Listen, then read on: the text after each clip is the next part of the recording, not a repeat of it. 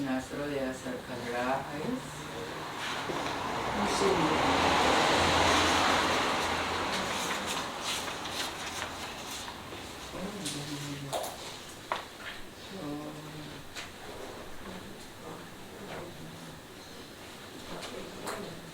Oh iya, iya.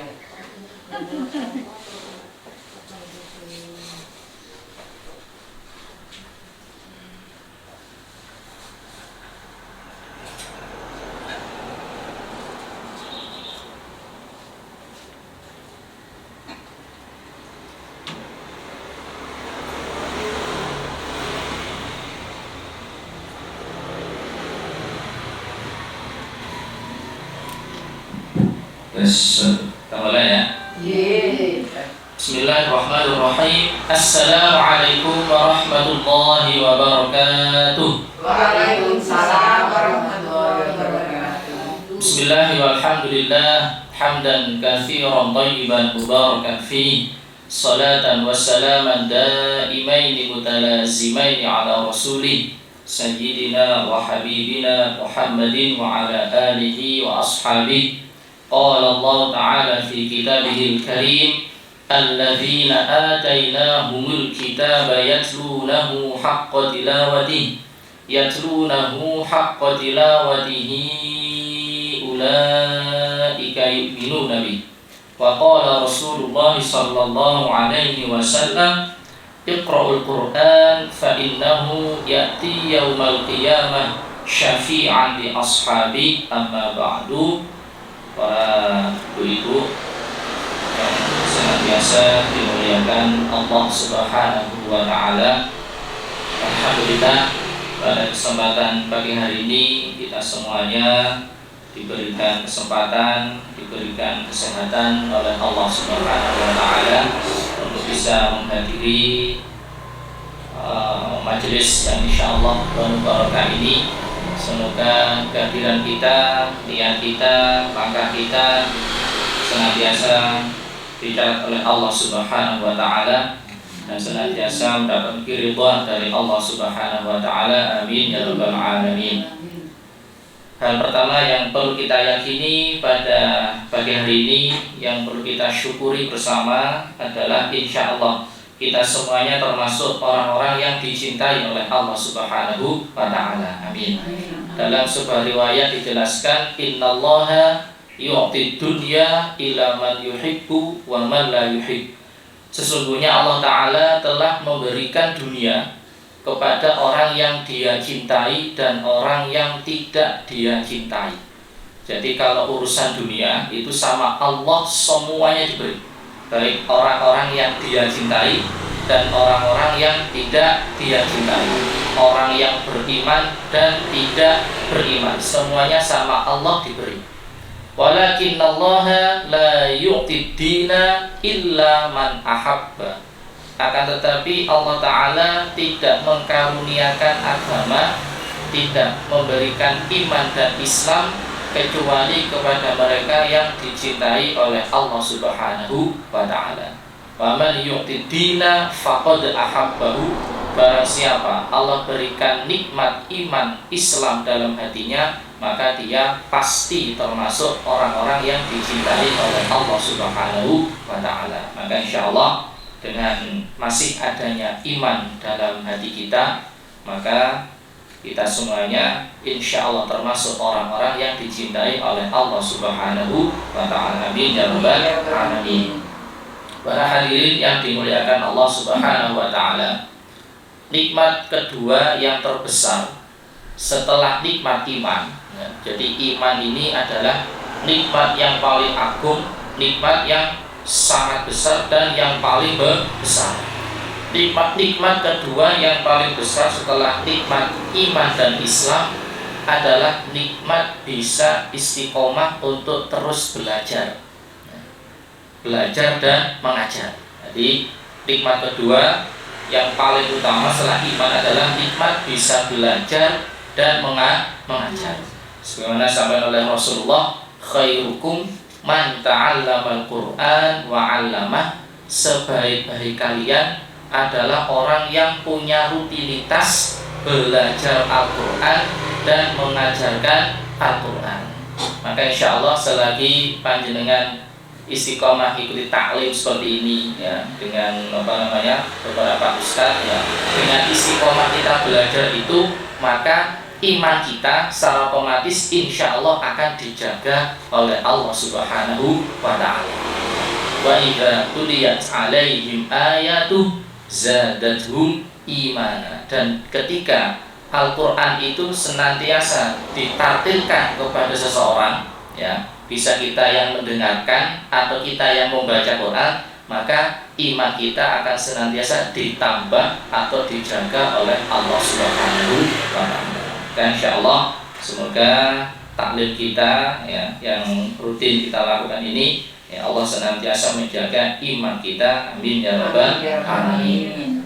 Baik, Ibu yang dimuliakan Allah Subhanahu wa Ta'ala, sebagaimana tema kita pada hari ini adalah tentang pengantar tafsir Al-Quran ya. Jadi sebelum saya masuk di materi ya, sedikit ada sebuah kisah menarik.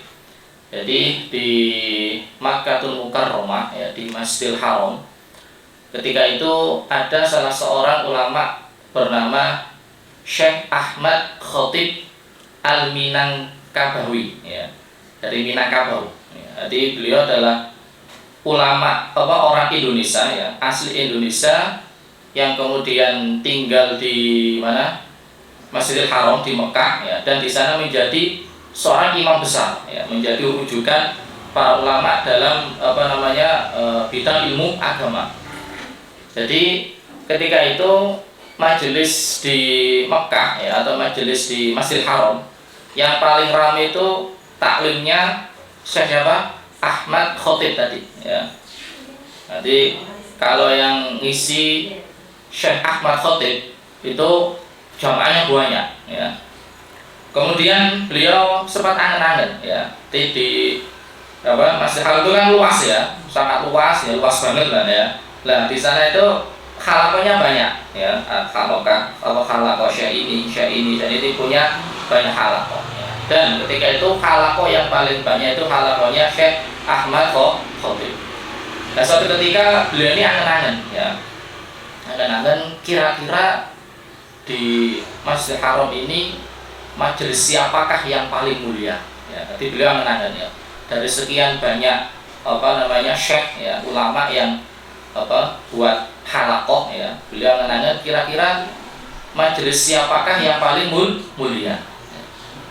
Kemudian beliau pas tidur ya, ngipi ditemani sama Kanjeng Nabi ya, ngipi ketemu Rasulullah ya. Karena ulama itu biasa ketemu dibanding sama Kanjeng Nabi atau dibanding oleh Nabi Muhammad itu sudah hal yang sangat biasa. Beliau ngipi ketemu Rasulullah ya, kemudian Rasulullah memberitahu ya, apakah kamu ingin tahu majelis siapakah yang paling mulia ya. Kemudian beliau menunjuk di sebuah tiang di Masjidil Haram ya. Di situ ada seorang syekh yang sederhana ya. Beliau muridnya nggak banyak, cuma satu ya. Nanti muridnya cuma satu dan yang diajarkan adalah Al-Quran. Di muridnya cuma satu, diajar Al-Quran sampai benar, sampai khatam, selesai ganti murid yang lain. Diajar Al-Quran sampai selesai ganti murid yang lain. Ternyata dari kisah ini diceritakan oleh beliau Syekh Ahmad Khatib tadi ya, bahwasanya dari sekian majelis yang ada, majelis yang paling mulia adalah majelis yang di situ diajarkan Al-Quran ya. Jadi ketika hal ini bisa membuat motivasi kami ya, dan saya sampaikan kepada guru-guru Al-Quran ya, bahwasanya jangan menghitung banyak jumlah murid ya, tapi selagi di situ diajarkan Al-Quran, insya Allah majelis itu pasti majelis yang mulia ya. Walaupun nggak banyak, insya Allah majelis kita majelis mulia ya, karena yang kita pelajari adalah Al-Quran ya. Baik, kembali ke materi kita, yaitu tentang pengantar tafsir. Jadi di awal tadi saya mengutip firman Allah di surat Al-Baqarah ayat 121 ya. Al-Baqarah 121, yang ayat ini merupakan dalil utama mengapa kita perlu mempelajari Al-Quran. Ya. Jadi kalau kita nyari dalil kenapa belajar Quran itu wajib, kenapa belajar Quran itu penting, itu dalilnya surat Al-Baqarah ayat 121. Allah berfirman, alladzina atainahumul kitaba, orang-orang yang kami berikan kitab. Kemudian yatlunahu haqqa tilawati, mereka membaca kitab itu dengan sebenar-benarnya bacaan. Haqqa tilawati, sebenar-benarnya tilawah, sebenar-benarnya bacaan. Ulaika yu'minuna bi, mereka itulah adalah orang-orang yang beriman kepada kitab tersebut. Nah, bentuk kita iman ya atau rukun iman itu ada berapa? Ada berapa? Jadi ngecek nih, dulu zaman dulu ya, dulu kala. Iman ada berapa? 6 ya. Yang pertama iman kepada Allah ya. Yang kedua kepada malaikat. Berapa jumlah malaikat yang wajib diketahui? Berapa? Malaikat 10 ya. Sekali lah. Malaikat apa saja? Jibril penyampai wahyu, Mikail penyampai rezeki. Terus apa? Jibril, Mikail, Israfil ya. Israil, Munkar, Nakir, Raqib, Atid, Malik, Ridwan ya. Nah, sekarang tugasnya ya, ini kan merujuk dulu ya. Jibril penyampai wahyu ya. Ada yang bertanya, loh Ustaz, wahyu kan sudah selesai ya. Nah sekarang tugas malaikat Jibril ngapain ya? Ada yang bertanya gitu ya. Jadi malaikat Jibril sekarang tetap bertugas ya. Di antaranya yang pernah saya baca. Jadi beliau ini akan mengantarkan mayit orang Islam yang meninggal ya. Itu senantiasa didampingi oleh malaikat Jibril ya. Kemudian Mikail pembagi rizki, Israfil meniup sangkakala ya, siap-siap beliau sekarang ya, zaman akhir ya. Mungkin wis ambuan. Dan zaman dulu ya ditekektor ya. Sekarang mungkin sudah ambil nafas ya, tinggal Allah memerintah itu aja ya, sudah zaman akhir ya. Israfil peniup sangkakala, kalau Israil pencabut nyawa, terus Munkar, Nakir pencatat amal ya, Munkar pencatat amal ya, pokoknya penanya kubur ya, Munkar, Nakir, Raqib, Atid baru pencatat amal ya, terus Malik penjaga neraka, Ridwan penjaga surga ya. Ini 10 malaikat yang wajib kita ketahui. Selain iman kepada malaikat, iman kepada kitab ya. Ada berapa kitab yang Allah turunkan di dunia? Ini 4 ya, ini 4 ya kan. Apa saja? Taurat Nabi Musa ya, Zabur Nabi Daud ya, Injil Nabi Isa, Al-Quran Nabi Muhammad ya. Ini 4 kitab yang wajib kita yakini ya. Kalau secara yang masih ori yaitu hanya Al-Quran, yang lain sudah banyak perubahan. Yang penting kita yakin bahwa Allah telah menurunkan 4 kitab ke dunia. Setelah iman pada kitab, iman kepada Rasul ya, Nabi dan Rasul. Jadi Nabi dan Rasul yang wajib diketahui itu ada 25 ya, itu yang wajib diketahui mulai Adam sampai Muhammad ya. Nah, ternyata ada Nabi dan Rasul yang lain ya. Jadi kalau dalam Quran kita jelaskan jumlah Rasul itu ada 313 ya. Jadi bedanya apa? Kalau Rasul itu ilmunya wajib disampaikan ya. Kalau Nabi itu tidak wajib disampaikan ya. Jadi biasanya secara syariatnya sudah ikut Nabi dan Rasul sebelumnya ya. Nanti kalau Rasul itu wajib disampaikan. Di situ ada syariat baru, ya. Kalau nabi itu berarti belum ada syariat baru. Jadi melanjutkan syariat pada nabi dan rasul sebelumnya. Kemudian kalau nabi itu jumlahnya ada 124.000. Ya. Jadi kalau rasul itu 313, kalau nabi 124.000. Kemudian selain iman pada nabi rasul, iman kepada hari akhir, yang keenam iman pada qada dan qadar, ya. Tadi yang nomor 3 iman kepada kitab, ya. Jadi salah satu tadi ya, orang-orang yang kami berikan kitab kepada mereka membaca kitab itu dengan sebenar-benarnya bacaan. Mereka adalah orang yang beriman kepada kitab tersebut. Artinya apa? Indikator seorang muslim beriman kepada Quran adalah yatslunahu haqqa tilawati. Dia bisa membaca Quran dengan baik dan benar. Atau punya rutinitas membaca Al-Quran, ya. Nah, dari firman Allah ini oleh Imam Al-Ghazali dalam kitab Ihya dijelaskan, ya, ditafsirkan. Tadi makna haqqa tilawati yaitu ada 3, ya. Ini sudah mulai masuk penjelasan, ya, tafsir, ya. Nah, makna haqqa tilawati itu ada 3. Yang pertama, fal lisanu yuratil, ya. Bagiannya lisan adalah membaca dengan tartil. Ya. Kemudian wal aqlu yufahim atau yatarajjamu, memahami atau menerjemahkan. Jadi bagian akal tujuannya apa? Memahami, ya, menggali makna dari apa yang telah dibaca tadi. Ya. Kemudian wal qalbu yatta'if, hati mengambil nasihat, mengambil pelajaran untuk dipraktekkan dalam kehidupan sehari-hari. Ya. Kalau lagi, ya, jadi haqqa tilawati itu ada 3 makna. Bagiannya lisan membaca dengan tartil, ya. Akal apa?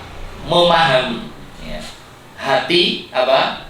Mengambil nasihat untuk dipraktekkan dalam kehidupan sehari-hari. Itu yang dimaksud dengan tilawah, ya.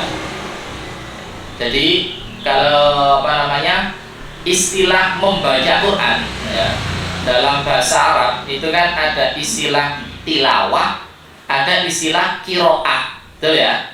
Ya, ada tilawah, ada qiraah. Ini secara bahasa umum terjemahan maknanya sama, tilawah, qiraah, ya, artinya membaca, ya. Tapi kalau dirinci lagi maknanya, ya, tilawah itu harus meliputi 3 hal tadi, ya.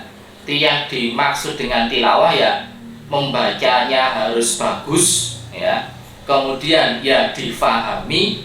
Kemudian kalau sudah paham, hatinya mengambil nasihat untuk dipraktekkan dalam kehidupan sehari-hari. Itu yang dimaksud dengan apa? Tilawah, ya. Kalau qiraah itu lebih umum, ya. Qiraah membaca, ya. Jadi walaupun misalnya membaca Quran belum bagus, ya, atau belum tajwid, ya, itu namanya qiraah. Yang penting baca, itu namanya qiraah. Betul enggak betul, itu namanya qiraah, ya. Makanya hadisnya kan jelas, ya. Ini man qara'al Quran harfan falahu hasanah, ya. Wal hasanatu bi asyri amsalihha. Orang yang membaca Quran itu, ya, Allah akan berikan pahala, dan 1 pahala Allah lipat gandakan 10 kebaikan. Ya, di sini kan redaksi hadisnya pakai kata qiraah, ya. Yang penting baca, ya. Tapi apakah kita harus pedomannya yang penting baca tok? Kan enggak, ya. Harus ada upaya memperbaiki bacaan, ya. Nyambungnya dengan hadis yang lain, yaitu al-mahiru bil Qur'ani ma'as safawatil kiramil barara. Orang yang mahir bacaan Qur'annya bersama malaikat yang mulia lagi taat. Jadi kalau panjenengan baca Quran yang bagus, ya, itu akan didengarkan oleh para malaikat, ya. Kalau belum bagus bagaimana Ustaz? Ya, lanjutannya. Walladzi yaqra'ul Qur'an. Pakai redaksi yaqra'u Qur'an. Walladzi yaqra'ul Qur'an wa yatata'u fihi syaqun ya, falahu ajron. Dan barang siapa yang membaca Quran masih yatata terbata-bata ya, bahwa syaqun masih berat ya, wabot ketika membaca, falahu ajroni, maka baginya dua pahala ya. Jadi kalau bacanya agak berat ya kadul harku ya harku yahtofu absorohum kullama alahum masyau fi. Itu kan baca ya, tapi bacanya masih ya tak terbata-bata. Apakah dapat pahala? Dapat ya. Tadi falahu ajroni, dua pahala ya. Jadi jangan khawatir ya, walaupun kita masih merasa belum bagus, tetap bacalah Al-Quran semampu yang kita baca, dengan syarat sambil untuk terus meningkatkan kemampuan bisa membaca Quran. Jadi kalau bacaannya bagus, pahalanya didengarkan oleh malaikat ya. Kok belum bagus ya, maka dia tetap mendapatkan dua pahala ya. Kasarannya kalau gratal gradul pahalanya dua ya, pahala gratal sama gradul ya. Baik, itu ya. Jadi ada perbedaan antara tilawah dan kiroah ya. Jadi kalau kiroah lebih umum ya, kalau tilawah itu lebih khusus. Jadi harus lisannya membaca dengan bagus ya, kemudian akalnya memahami dan hati mengambil pelajaran nasihat untuk dipraktekkan dalam kehidupan sehari-hari ya. Ini sebagai dalil kenapa kita perlu untuk terus belajar Al-Quran ya. Nah, di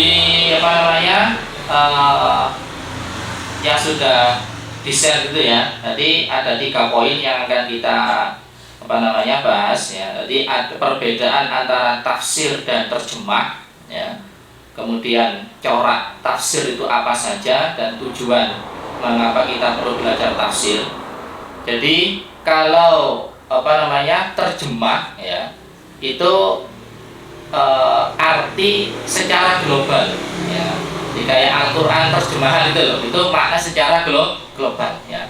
Nah, ada kalanya Al-Quran itu bisa difahami dengan terjemahannya saja ya. Ada kalanya harus bisa difahami dengan detail maksud Allah dalam lafaz ini itu apa ya. Kayak tadi di ayat Al-Baqarah tadi ya. Kalau diterjemah ya cukup orang-orang yang kami berikan kitab kepada mereka ya, mereka membaca kitab itu dengan sebenar-benarnya bacaan ya. Mereka itulah orang yang beriman kepada kitab tersebut. Jadi makna secara umum ya. Nah, makna secara khususnya kita bisa melihat di tafsir ya. Nah, seperti tadi untuk hak tilawati itu tafsirannya ada 3 tadi ya. Nanti nggak sekedar sebenar-benarnya bacaan itu adalah ya lisan, akal dan hatinya nyambung ya. Contoh makna yang harus perlu kita detailkan ya, yaitu di surat Ali Imran ya, di ayat ke-74 itu ya. Wasari'u ila maghfiratin min rabbikum wa jannatin 'arduhas samawati wal ardu u'iddat lil muttaqin ya. Nah, itu ayat ke wasari'u. Ini menarik ya, ayat 134 ya. Ali Imran 134, nanti jangan bisa cek lagi nantinya. Nah, di ayat 134 ini ya, Allah menjelaskan tentang ciri-ciri orang beriman ya, atau bertakwa. Jadi dari ayat ini bisa diambil sebuah hikmah ya. Di situ Allah menjelaskan ciri-ciri orang yang bertakwa. Bisa dilihat dari bagaimana ketika dia mendapatkan suatu kezaliman atau hal yang tidak baik dari orang lain. Ya. Ini ayatnya gampang disampaikan, tapi berat dijalankan. Ya. Jadi ini ilmu ya. Jadi ayat ini mudah disampaikan, mudah diucapkan ya, tapi lumayan berat untuk diamalkan. Ya. Jadi kan tujuan utama kita belajar Quran ya memahami, kemudian kita bisa praktek. Ya. Nah, ketika seseorang mendapatkan kezaliman, ya, itu ada 3 level. Ya. Yang pertama wal kaziminal ghaidh, yaitu orang-orang yang mampu menahan amarah. Ya. Bahasa Jawa ini ngempet. Ya. Yang jenengan dapat kezaliman, biasanya langsung ikut marah atau ngempet. Pasti langsung ikut emosi kan itu. Nah, ini level pertama itu justru menahan amarah. Ya. Dan itu ternyata sudah sangat berat ya. Ngempet ya bahasa Jawa ini. Wal kaziminal ghaidh, orang-orang yang mampu menahan amarah. Nah, kalau level pertama ini sudah lulus ya, level kedua agak berat lagi. Wal 'afina 'anil nas, mampu memaafkan manusia ya. Ngempet kemudian memaafkan. Ini kan lebih berat lagi ya. Nah, level ketiga ini yang paling berat ya. Wallahu yuhibbul muhsinin, dan Allah itu menyukai orang-orang yang berbuat baik ya. Artinya apa? Ketika kita mendapat kezaliman ya, jadi tidak cukup hanya sekedar menahan amarah, tidak cukup sekedar memaafkan, tapi justru kita harus berbuat baik kepada orang yang menzalimi diri kita. Itu kan justru lebih sangat-sangat berat ya. Dan ini sudah dicontohkan oleh Rasulullah Shallallahu Alaihi Wasallam ya, dalam sebuah kisah yang masyhur, bahwasanya beliau ini suatu ketika beliau sudah tiada ya, sahabat Abu Bakar itu bertanya kepada putrinya yaitu Sayyidah Aisyah ya, Wahai Aisyah, apakah masih ada ya amalan atau perbuatan Rasulullah yang belum pernah aku lakukan ya. Dengan Abu Bakar teman setia Rasulullah ya, dan apa yang dilakukan oleh Rasul pasti ditiru ya. Bertanya pada anaknya, putrinya Sayyidah Aisyah ya. Nanti wahai Aisyah, apakah ada perbuatan Rasulullah yang belum aku lakukan ya. Kemudian sama Aisyah diberitahu ada ya. Nanti Rasulullah ini punya kebiasaan mendatangi seorang Yahudi buta ya. Jadi beliau sering mendatangi orang Yahudi buta, dan beliau senantiasa menyuapi orang Yahudi tadi ya. Nah, kemudian dicari oleh Abu Bakar ya, orang Yahudi tadi ya, ketemu ya. Ternyata ketika ketemu ya, itu si Yahudi tadi itu ketika disuapi itu selalu mengolok-ngolok Nabi Muhammad ya. Berarti pas disuapi itu mesti dengan ojo percaya ambil Muhammad itu gini-gini, orang gila, penyihir sebagainya, pokoknya diolok-olok terus menerus ya. Dan ketika menyuap itu dengan ketahuannya ya, ketika Abu Bakar nyuapi ya, itu tidak sama lembutnya dengan orang yang menyuapi sebelumnya, yaitu siapa? Nabi Muhammad ya. Jadi orangnya protes, loh, ini bukan engkau yang biasanya menyuapi saya, nggak kayak gini caranya, tahu ya. Biasanya kalau orang sebelum saya itu menyuapi dengan lembut ya, dengan dikunyah dulu makanannya ya, dengan gaya bahasa yang baik dan sebagainya ya. Ditanya, siapa kamu ya, kamu bukan orang yang biasanya menyuapi saya ya. Kemudian Abu Bakar cerita ya, orang yang menyuapi kamu sudah tiada, dialah orang yang selama ini engkau cela, selama ini engkau benci ya. Baru ketika tahu seperti itu, orang Yahudi tadi masuk Islam. Ini kan sebagai contoh ya, perlunya berbuat baik kepada orang yang menzalimi diri kita. Ini kan gampang diucap tapi berat dilaksanakan ya, berat abot ya. Namanya firman Allah ya, bahwasanya banyak sekali ilmu-ilmu yang di situ perlu kita pahami ya. Kemudian juga kita perlu jelaskan maknanya. Harapannya agar kita bisa mempraktekkan dalam kehidupan sehari-hari. Ya. Baik. Jadi kesimpulannya, kalau terjemah itu ya makna secara global ya. Ada kalanya Quran itu ya hanya bisa difahami dengan terjemahan globalnya saja. Ada kalanya harus dijelaskan secara detail ya. Contoh lagi, misal ya, ini kan banyak contoh ya. Jadi sahabat Ibnu Abbas itu pernah menyampaikan gini, dalam Al-Quran itu ada 3 ayat. Yang 3 ayat ini ada 2 perintah ya. Yang 2 perintah ini harus dijalankan secara seimbang ya. Jadi ada 3 ayat ya. Kemudian masing-masing ayat ada berapa? 2 perintah. Yang 2 perintah ini harus dijalankan secara seimbang. Nggak boleh salah satu tok, nggak boleh. Harus dua-duanya dijalankan. Yang pertama, firman Allah, wa aqimus sholata wa atuz zakah. Ya. Kalau kita baca Quran, ketika ada perintah sholat, pasti gandeng sama perintah zakat, betul kan? Ya. Atau infak. Kalau di Al-Baqarah pakai redaksi infak. Alladzina yu'minuna bil ghaibi wa yuqimunas sholata wa mimma razaqnahum yunfiqun. Ya, jadi di mana ada perintah sholat pasti gandeng sama perintah zakatnya. Artinya apa? Barang siapa sholat kemudian tidak mengeluarkan zakat padahal dia mampu, maka pahala sholatnya akan digantung sama Allah Subhanahu wa Ta'ala. Ya, jadi dua-duanya harus dijalani secara seimbang. Ya. Nah, tentang zakat ya, di sini juga ada istilah ya. Jadi ada istilah sedekah, ada infak, ada zakat. Nah, ini punya makna berbeda. Kalau sedekah itu sifatnya yang paling umum ya. Sedekah sifatnya umum. Tidak hanya sekedar materi. Dalam bentuk perbuatan itu juga bisa sedekah ya. Dengan senyum, berbuat baik itu termasuk sedekah ya.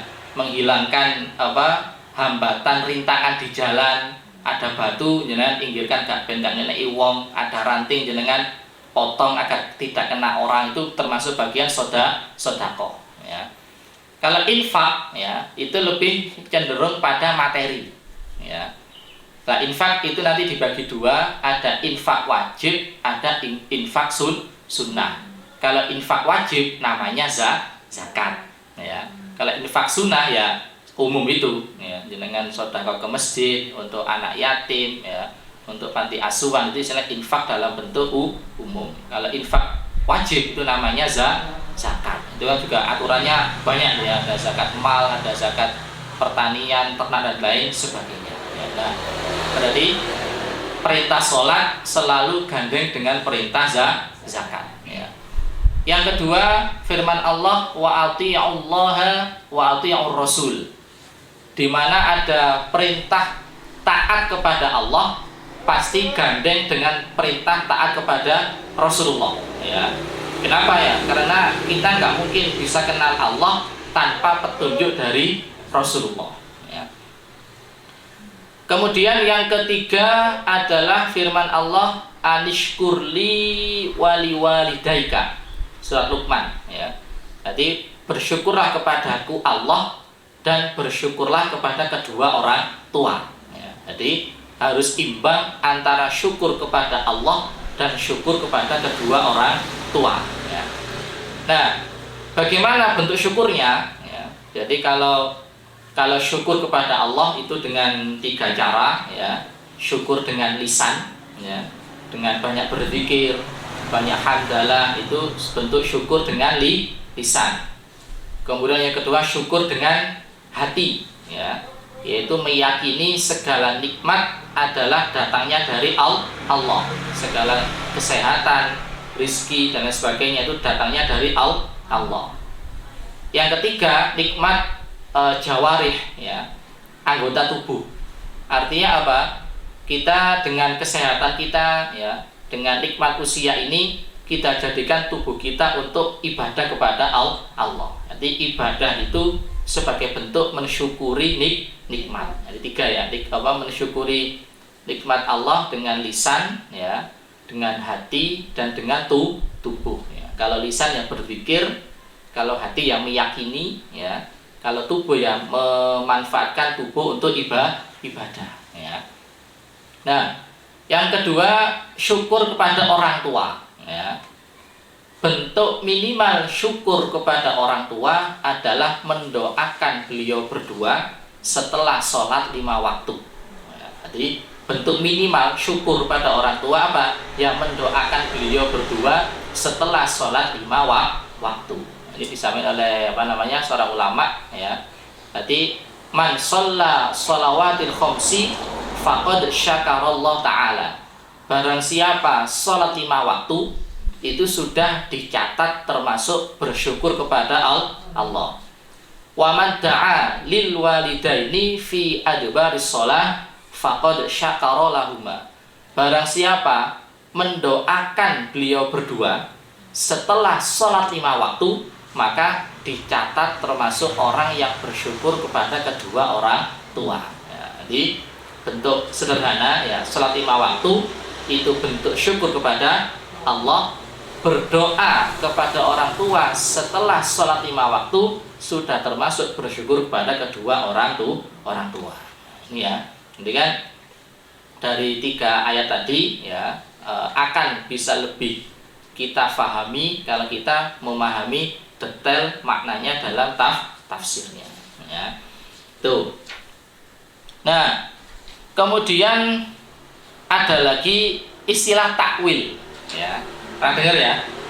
Ada tafsir. Kalau terjemah, ya terjemah umum itu, ya, terjemah. Ada istilah tafsir, ada istilah takwil, ya. Kalau di Al-Qur'an itu ada firman Allah, "Wa ma ya'lamu ta'wilahu illallah." Bahwasanya tidak ada yang mengetahui takwilnya kecuali hanya Allah. Ya. Nah, para ulama di sini berbeda pendapat tentang pemahaman tafsir dan takwil. Ya. Ada yang mengatakan tafsir dan takwil itu sama. Ya. Artinya, ya, penjelasan tentang Al-Qur'an. Ya.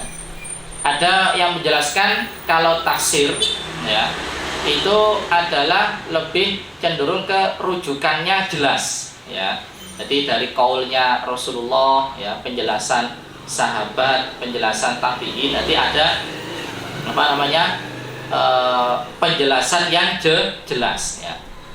Kata gini, ya, tafsir itu ada kalanya ditafsiri oleh ayat Al-Qur'an itu sendiri, ya.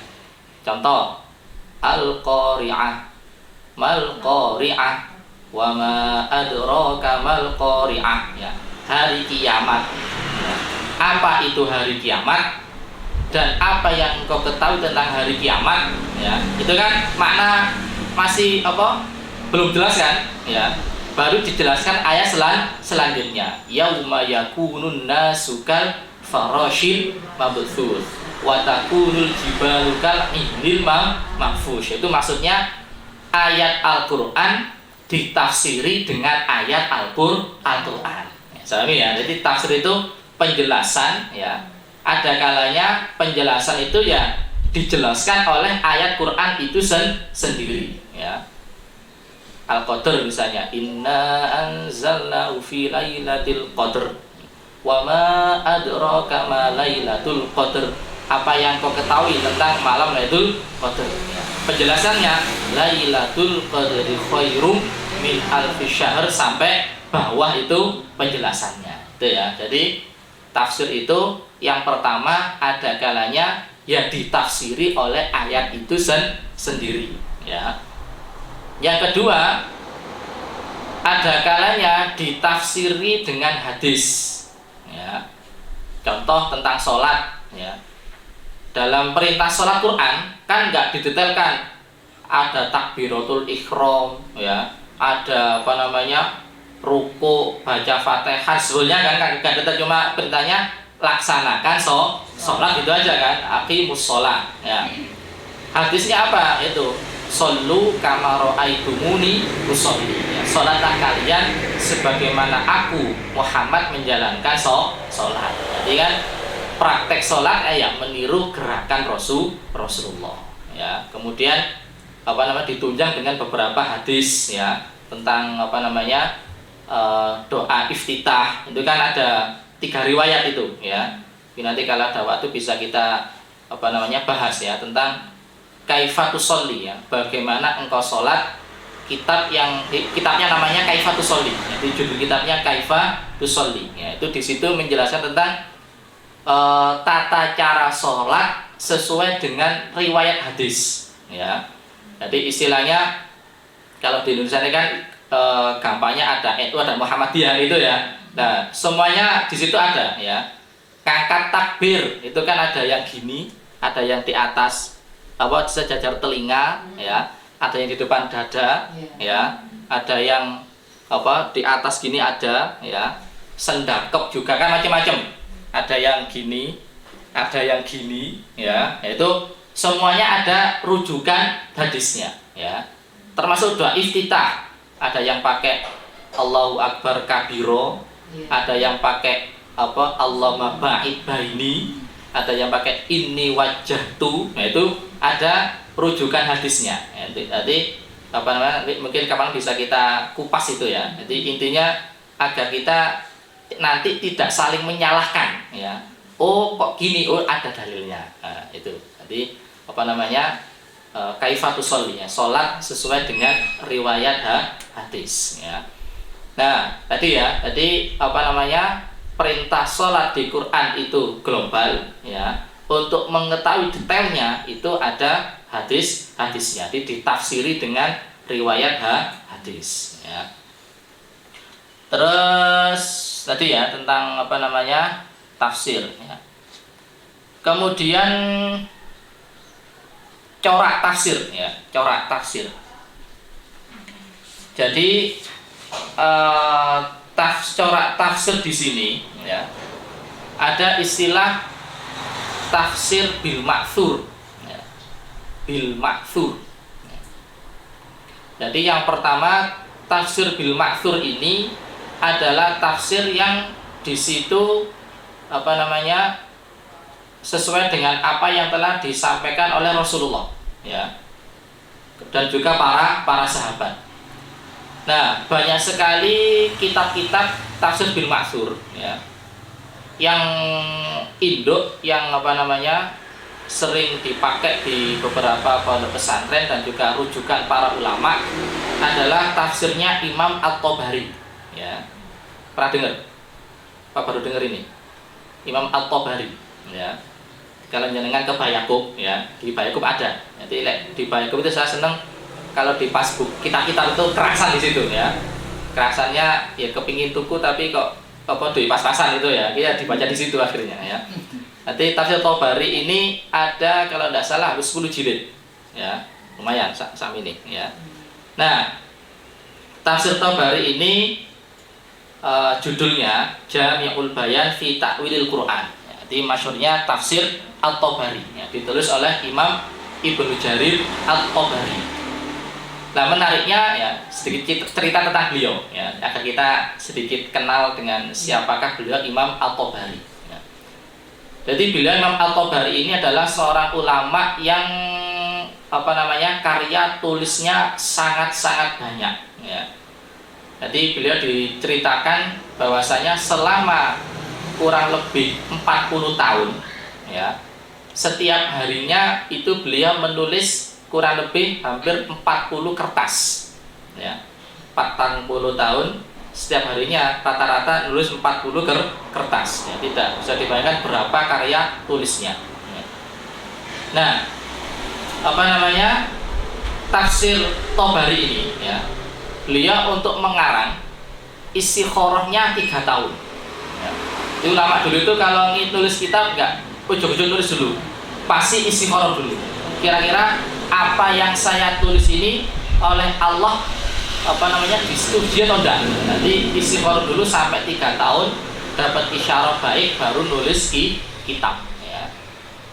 Nah, selain kitab tafsir ini, ya, beliau juga punya kitab sejarah, ya, ini namanya Tarikh At-Tabari, sejarah sejarah para nabi, ya, sampai ulama-ulama sezaman dengan beliau, ya.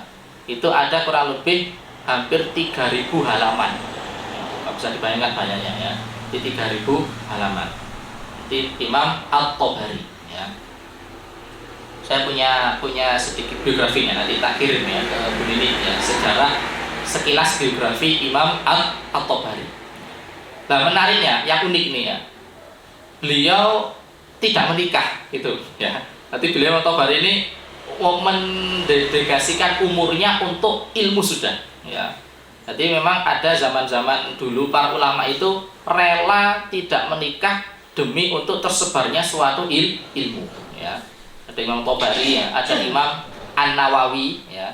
Pernah dengar kitab Riyadhus Shalihin? Benar ya? Nah, itu Imam kitab Riyadhus Shalihin tentang hadis itu ditulis oleh Imam An-Nawawi, ya. Beliau usianya hanya 46 tahun, ya. Tapi karya tulisnya Masya Allah luar biasa, ya. Riyadhus Shalihin, ada kitab Al-Azkar tentang kumpulan zikir-zikir doa, ya. Kemudian kitabnya yang paling panjang itu kitab Majmu', ya. Itu ada kurang lebih 25 jilid. Kitab tentang fikih, ya, di penjelasan fikih secara detail, ya.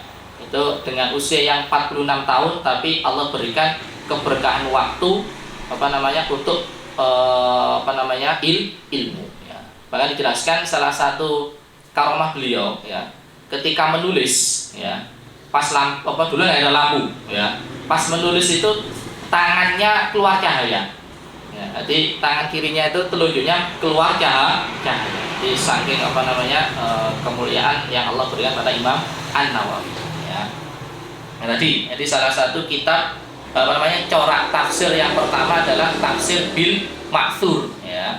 Jadi kitab populernya itu Jami'ul Bayan atau kitab Tafsir Tabari, ya. Kemudian pernah dengar Tafsir Ibnu Katsir.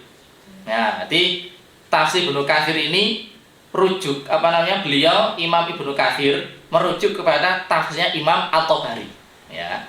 Jadi kalau misalnya kitab tafsir yang kuno, ya, misalnya yang dahulu awal, ya, ini kitab tafsirnya Imam At-Tabari. Dan ulama-ulama setelah beliau banyak yang mengambil intisari dari kitabnya Imam At-Tabari, ya. Kan banyak jilidnya itu, ada hampir 10-an jilid. Ibnu Katsir itu kalau tidak salah ada 4 jilid. Jadi merangkum dari tafsirnya Imam At-Tabari, ya. Ada tafsir Al-Baghawi, ya, itu juga rujukannya dari At-Tabari, ya. Kalau ini yang ulama-ulama salaf zaman dulu, ya. Kalau ulama-ulama yang agak mutaakhirin, ya, akhir-akhir, itu ada tafsir As-Sa'di, ya, itu termasuk ulama mutaakhirin, ya. Kemudian ada tafsir Safwatut Tafasir, Imam Ali As-Sabuni, itu juga termasuk bagian kitab tafsir yang mutaakhirin, ya, ulama-ulama akhir yang hidup antara tahun 1950-an sampai sekarang ini, ya. Nih. Nah, tadi yang pertama Bil Ma'thur. Ada juga tafsir Bil Ra'yi, ya. Bil Ra'yi. Ra'yi itu istilahnya gampangannya tafsir dengan akal, ya. Dan di sini juga ketat, ya. Tidak walaupun Bil Ra'yi tetap rujukannya, ya, tafsir Bil Ma'thur, ya. Di Bil Ra'yi itu biasanya lebih pendek-pendek bahasanya, ya, kayak tafsir Jalalain, pernah dengar? Baru dengar, ya. Jadi kalau di pesantren biasanya yang tafsir mudah dipelajari tafsir Jalalain, keterangannya tidak terlalu banyak, ya. Ya. Kemudian ada lagi tafsir Isyari, ya.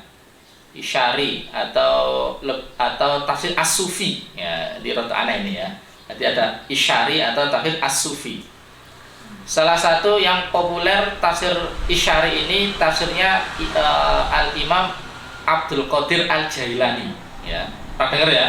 Syekh Abdul Qadir Al-Jailani, ya, salah seorang ulama sufi, ya, yang juga alim dalam bidang tafsir. Jadi beliau punya kitab namanya Tafsir Al-Jailani. Nah, menariknya, ya, di kitab Tafsir Al-Jailani ini pernah sempat hilang, ya. Ketemu manuskripnya itu di perpustakaan Vatikan, ya. Unik ya. Berarti ketemu manuskrip aslinya itu di perpustakaan Vatikan, ya. Menurut sejarah seperti itu, ya. Ditemukan oleh seorang orang Islam, ya, peneliti naskah-naskah kuno gitu, ya. Ya, kemudian disalin, ya, dan ditulis ulang, ya. Itu ada kurang lebih 5 jilid, ya, di Tafsir Al-Jailani. Dan tentunya dari tafsir sufi ini, ya, juga dari kesepakatan ulama, ya, termasuk bagian tafsir yang bisa dipercaya, ya, karena secara rujukannya jelas dengan penjelasan sesuai dengan Al-Qur'an dan riwayat hadis, ya. Contoh dalam Tafsir Al-Jailani ini, ya, tadi pagi sebelum subuh saya sempat baca, ya, saya punya kitabnya. Ketika menjelaskan lafaz basmalah, ya, itu sangat panjang sekali, ya. Nanti untuk basmalah saja itu hampir tadi kurang lebih 6 halaman, ya, bahas tentang basmalah, ya. Ya, ada yang menarik, ya. Di situ dijelaskan hikmah kenapa Allah mengawali Quran dengan huruf ba, ya. Nah, jangan buka Quran, ya. Itu kan lafaz pertama itu kan basmalah. Basmalahnya surat Al-Fatihah, betul kan? Berarti kan mengapa Allah mengawali Quran dengan huruf ba, ya. Bukan alif, ya. Kan kalau urutan abjad kan alif, ba, ta, dan seterusnya kan, ya. Jadi ternyata Allah mengawali Quran dengan huruf apa? Ba, ya.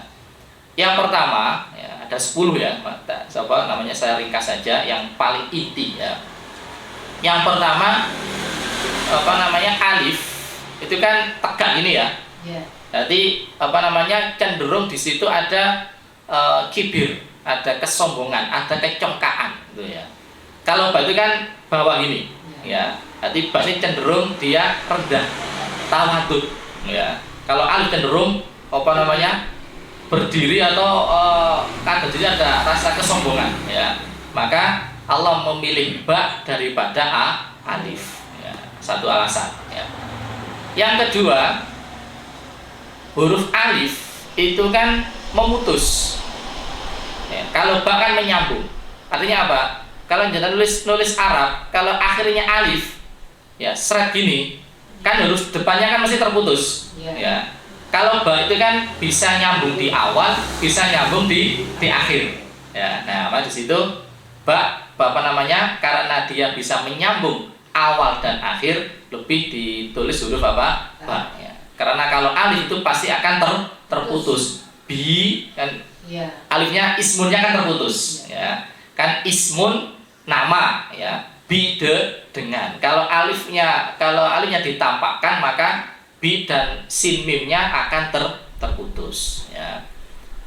Yang ketiga, ba itu adalah huruf pertama yang diucapkan oleh manusia ketika ditanya sama Allah, ya. Itu kita kan dulu di alam sebelum di dunia kan sudah ditanya sama Allah, alastu birabbikum qalu bala syahidna, ya. Apakah kan kita dulu sudah ditanya sama Allah, ditanya alastu birabbikum, apakah aku Tuhan kalian? Dan kita semuanya manusia sepakat mengucapkan bala, benar, engkau adalah Tuhan kami. Jadi ba adalah huruf pertama yang diucapkan oleh siapa? Manusia. Ketika dulu kita masih ada di alam ruh, ya. Ini ya, di salah satu alasan kenapa Allah mengawali Al-Quran dengan huruf apa? Ba, ya. Ini termasuk contoh dari corak tafsir Isyari, ya. Kemudian tadi sudah, ya, di tafsir bil ma'thur, kemudian tafsir Birra'yi ya, contohnya tafsir Jalalain dan juga tafsir Isyari ya, atau tafsir As-Sufi ya. Nah, kemudian yang terakhir dari tujuan tafsir ya. Jadi sebagaimana saya sampaikan tadi bahwasanya tujuan kenapa kita belajar tafsir Al-Qur'an ya semata-mata untuk mengamalkan, mempraktekkan apa yang ada dalam Al-Qur'an ya. Jadi Al-Qur'an tidak cukup untuk hanya sekedar dibaca ya, tapi juga harus difahami ya. Bagaimana cara memahaminya? Ya bisa pakai terjemah ya, juga bisa memakai dengan kitab-kitab tafsir agar secara pemahamannya lebih maksimal.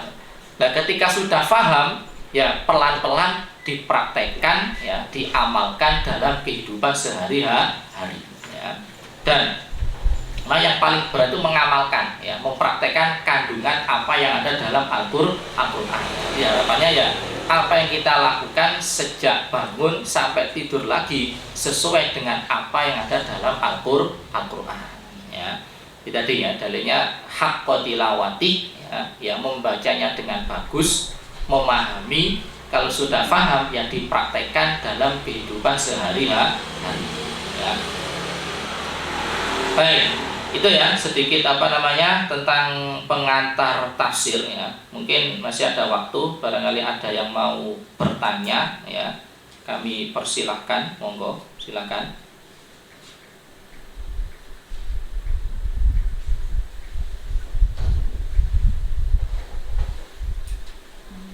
Monggo. Ustaz izin bertanya. Iya ya. Tadi sudah dijelaskan tentang tafsir dan sepintas tentang takwil ya. Iya ya. Kemudian yang tadi ini sekarang kan mentadaburi. Bedanya apa ya Ustaz antara tafsir dengan mentadaburi? Tadi mentadaburi. Syarat untuk mentadaburi ya kita harus paham maknanya ya. Jadi nggak mungkin kita bisa mentadaburi Quran kecuali kita tidak paham maknanya ya. Seperti kalau kita baca iyyaka na'budu wa iyyaka nasta'in. Kalau nggak paham maknanya ya hanya selesai di lisan saja. Tapi kalau sambil kita mentadaburi angen-angen maknanya, kita kan bisa terasa dalam hati. Iyyaka na'budu ya Allah, hanya pada Engkaulah kami menyembah ya. Wa iyyaka nasta'in, dan hanya pada Engkaulah ya Allah kami memohon pertolongan. Jadi hati sambil angen-angen makna yang kita baca, itu yang dimaksud dengan mentadaburi Al-Qur'an ya. Makanya kalau kita baca Quran ya, itu setidaknya pakai Quran yang ada terjemahannya ya. Lihat habis kita baca sambil dibaca terjemahannya. Oh, tadi yang saya baca itu kira-kira maknanya apa ya. Jadi setidaknya selama kita hidup pernahlah sekali khatam terjemahannya Quran ya. Sudah pernah khatam gitu kan? Ya. Khatam Quran kan mungkin sudah pernah ya. Khatam Quran berarti pernahkah kita sudah khatam terjemahannya Quran ya. Sesekali coba dikit-dikit aja sehari mungkin 1-2 ayat ya. Dicicil ya. Jadi setidaknya kita hidup ini pernah sekali khatam terjemahannya Quran ya. Saya juga punya motivasi ya, pernah khatam tafsir Al-Qur'an ya. Di rumah itu ada 4 kalau tidak salah kitab tafsir ya. Ya belum khatam semuanya ya. Ya saya baca sesuai dengan kebutuhan, mau nyampaikan surat apa, ayat berapa itu baru yang dibaca ya. Dan ternyata Al-Qur'an luar biasa. Semakin kita menyelami Quran ya, akan semakin banyak menemukan mutiara-mutiara yang sangat luar biasa ya. Itu ya, jadi syarat mentadaburi ya harus memahami ya. Cara memahami gimana ya? Minimal dengan terjemahannya ya, atau dengan membaca tafsirnya. Sekarang juga sudah banyak ya kitab terjemahan tafsir ini juga sudah banyak, bisa dibaca, difahami ya. Kok misalnya ada yang nggak paham, yang bisa ditanyakan kepada guru atau ustadz yang memiliki pemahaman dalam bidang itu ya. Ada lagi mungkin, monggo.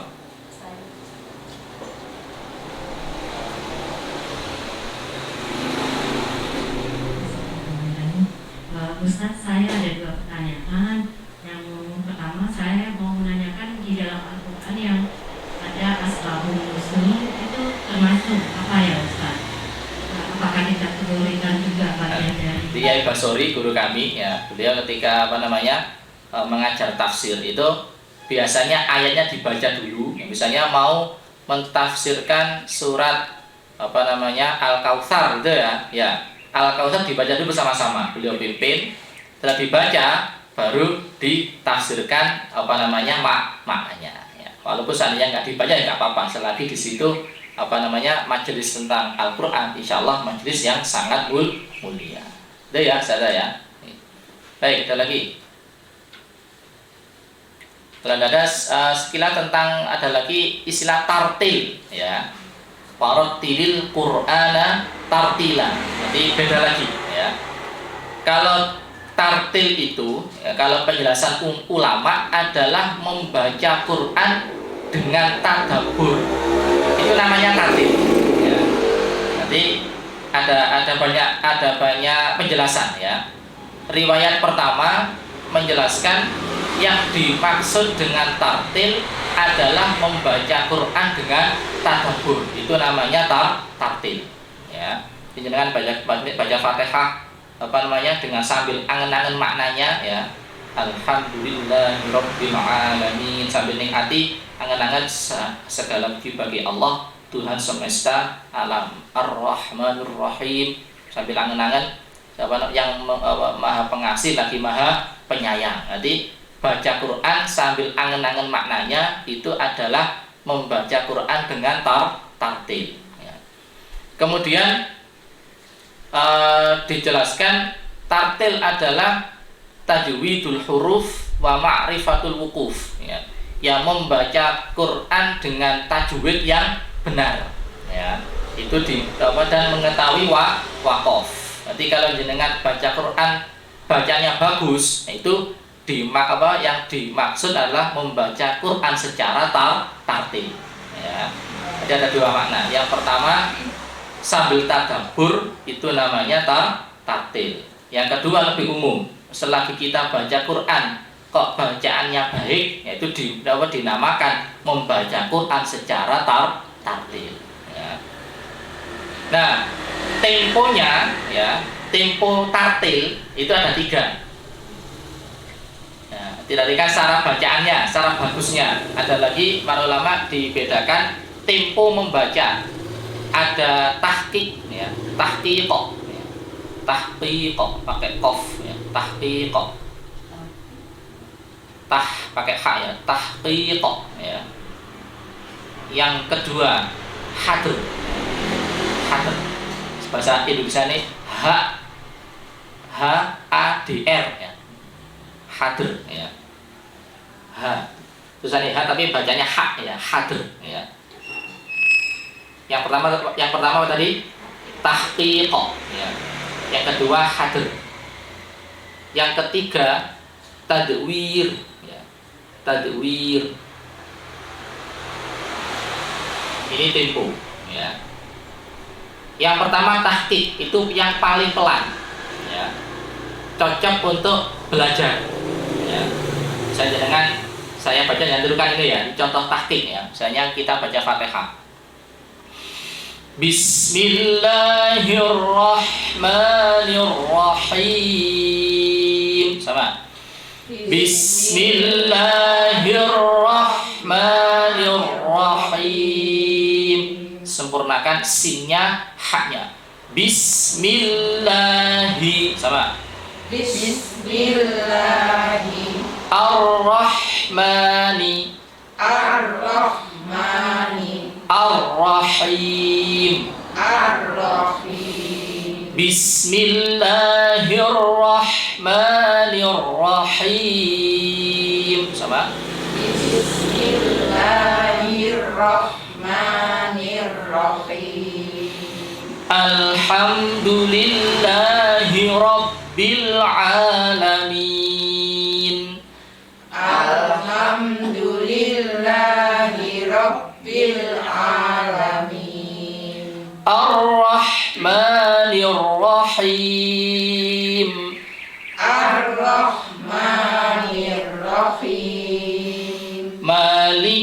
yaumiddin. Maliki yaumiddin. Iyyaka na'budu wa iyyaka nasta'in. Iyyaka na'budu wa iyyaka nasta'in. Ini tempo tahqiqnya, tempo yang paling pelan, cocok untuk proses pembelajaran. Ya. Jadi kalau di buku Umi yang bisa saya pakai ngajar ya, ketika mencontohkan pertama kepada murid. Ya. Yang kedua apa tadi? Hadir. Ya. Hadir ini kebalikannya, tempo yang cepat. Ya. Jadi secepat apa ya? Secepat yang kita mampu. Bisa baca Fatihah. Bismillahirrahmanirrahim. Alhamdulillahirabbil alamin. Arrahmanirrahim. Maliki yaumiddin. Iyyaka na'budu wa iyyaka nasta'in. Ihdinas siratal mustaqim. Siratal ladzina an'amta 'alaihim ghairil maghdubi 'alaihim waladdallin. Tempo yang paling cepat ya. Dengan catatan tetap hukum-hukum tajwidnya terjaga ya. Kalau di Al-Qur'an misalnya innal ladzina kafaru sawa'un 'alaihim a'anzartahum am lam tunzirhum la yu'minun khatamallahu 'ala qulubihim wa 'ala sam'ihim wa 'ala absarihim ghishawatun wa lahum 'adzabun 'adzim wa minan nasi man yaqulu amanna billahi wa bil yaumil akhir wa ma hum bimu'minin. Nanti panjang pendek dengungnya tetap terjaga. Tempo hadir, tempo yang paling cepat ya. Kebalikannya yang pertama ya. Nanti yang pertama apa? Tahqiq, cocok untuk proses belajar ya. Yang kedua apa? Hadir, yang paling cepat ya. Yang ketiga tadwir, tengah-tengah, tidak terlalu cepat, tidak terlalu lambat ya. Misal innal ladzina kafaru sawa'un 'alaihim a'anzartahum am lam tunzirhum la yu'minun khatamallahu 'ala qulubihim wa 'ala sam'ihim wa 'ala absarihim ghishawatun wa lahum 'adzabun 'adzim wa minan nasi man yaqulu amanna billahi wa bil yaumil akhir wa ma hum bimu'minin. Jadi tempo yang paling enak ya. Tempo apa? Tajwid tengah-tengah ya. Tidak terlalu lambat, tidak terlalu cepat ya. Urutannya seperti apa? Ya, tahqiq dulu. Ya, tahqiq bagus, sudah lancar, baru pelan-pelan tadwir tengah-tengah. Di tengah-tengah ini kalau sudah terampil ya. Kalau sudah tadwir sudah lancar, baru coba pakai hadir ya. Terakhir ini ya. Jangan coba-coba hadir dulu ya. Nanti mumet nanti ya. Oke. Nah, dari tiga tempo ini punya masing-masing kegunaan ya. Jadi kalau tahqiq tadi pas untuk proses pembelajaran ya. Untuk talaki, untuk ngaji pakai tahqiq. Kalau hadir ya itu untuk murojaah sendiri ya, biasanya untuk para penghafal Quran ya, untuk deres Qurannya itu pakai hadir ya. Untuk khutmul Quran, khataman Quran itu pakai hadir ya. Khataman pakai tahqiq lama nggak selesai ya. Pakai hadir ya.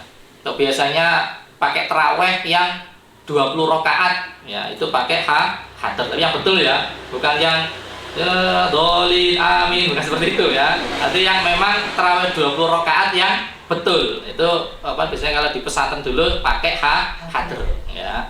Kalau pakai tadwir kelamaan ya, bisa selesai jam 9.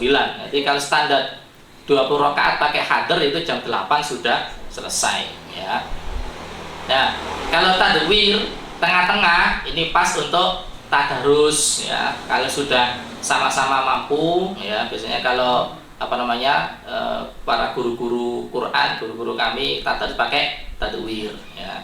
Atau pakai ketika ngimami itu standarnya pakai tadwir, tidak terlalu imami yang 5 waktu ya, standar. Agar kalau tahqiq ya kelamaan ya, hadir juga kecepatan ya. Imami pakai tahqiq lama. Bismillahirrahmanirrahim, kelamaan ya. kul huwa ini akhirnya gitu nanti ya. Nanti standar setiap tempo punya apa namanya waktu atau momen tersendiri. Itu ya. Nanti ada apa? Tahqiq, tadwir, hadr. Ada lagi satu sebetulnya itu zamzamah ya. Ada zamzamah. Nah, ini jangan dibahas di kitab tapi ada yang menjelaskan zamzamah itu membaca Quran tapi tidak sampai bersuara ya, cuma bibirnya aja. Ini biasanya untuk orang yang deres Quran, untuk iling-iling dulu. Ini cuma misalnya baca alif lam mim, berarti artinya sih ngomong, intinya bibirnya cuma bergerak aja. Berarti cuma tujuannya untuk ingat-ingat yang sudah dihafal.